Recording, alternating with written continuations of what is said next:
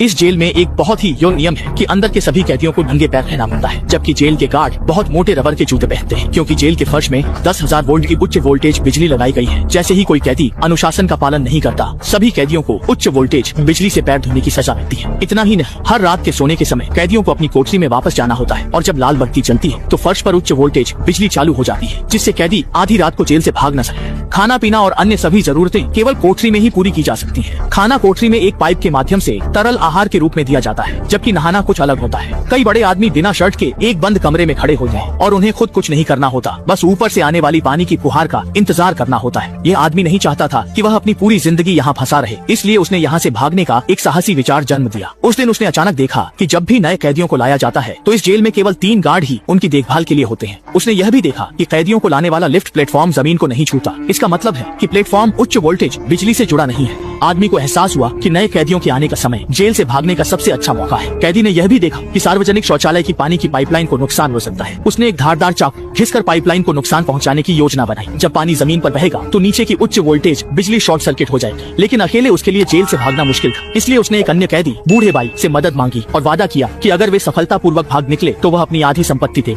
शुरुआत में बूढ़े बाई ने मना कर दिया, क्योंकि उसकी सजा की अवधि में कुछ महीने बचे थे और वह इस जोखिम को नहीं लेना चाहता था। हालांकि दूसरे जेल क्षेत्र से खबर आई कि जिन कैदियों की सजा पूरी हो चुकी है उन्हें जेल से रिहा होने के दिन मारे जाएंगे। इस खबर ने बूढ़े बाई की सोच बदल दी। आदमी ने बूढ़े बाई को बताया कि कल नए कैदी लाए जाएंगे और यह उसका मौका हो। बूढ़े बाई ने कुछ देर सोचा और आदमी की बात मान ली। उन्होंने तय किया कि वे कल नए कैदियों के आने के मौके का फायदा उठाकर अपनी जेल से भागेंगे। जल्द ही अगला दिन आ गया। आदमी ने शौचालय जाने के समय का उपयोग करके पानी की पाइप को नुकसान पहुंचाया, जिससे पानी जल्दी ही जमीन पर बहे।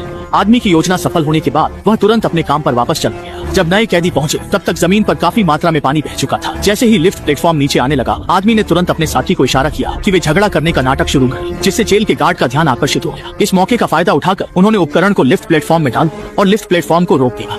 गार्ड वापस नहीं आ सके। तब सभी ने कार्रवाई शुरू कर दी। कुछ लोग सीधे प्लेटफॉर्म पर कूद गए और बैरियर को खींचकर नीचे गिरा दिया। नए आए कैदी ने जमीन पर इलेक्ट्रिक बैटन उठाई और गार्ड को गिरा दिया। प्लेटफॉर्म पर अन्य गार्ड्स को लगा कि वे नियंत्रण खो देंगे, इसलिए उन्होंने तुरंत अपने सहयोगियों को उच्च वोल्टेज चालू करने के लिए कहा। जेल के बॉस ओल्ड हाइट ने यह सुनकर सभी को मेज पर कूदने के लिए कहा, लेकिन कुछ कैदी चल रहे थे और सीधे बिजली के झटके से गिर गए, लेकिन जमीन पानी में डूब गई। उच्च वोल्टेज अंततः शॉर्ट सर्किट हो गया। अब गार्ड्स के पास उच्च वोल्टेज की मदद नहीं थी। वे इन कैदियों के सामने बिल्कुल भी टिक नहीं सके और कुछ ही समय में उन्हें हरा दिया गया। जेल के बॉस ने तुरंत कैदियों को लेकर इस जेल से बाहर निकलने की कोशिश की। सभी कैदी एक साथ जेल से बाहर निकलने लगे और जेल के बाहर की ओर भागने लगे। बाकी गार्ड्स कमरे में छिपकर कांप रहे थे, कैदियों को एक एक करके भागते हुए देख रहे थे और उन्हें रोकने की हिम्मत नहीं कर पा रहे थे। जल्दी ही कैदी उत्साहित होकर जेल के बाहर पहुंचे, लेकिन नीचे एक अनंत समुद्र था। फिर भी स्वतंत्रता पाने के लिए कैदियों ने बिना किसी हिचकिचाहट के समुद्र में छलांग लगाई।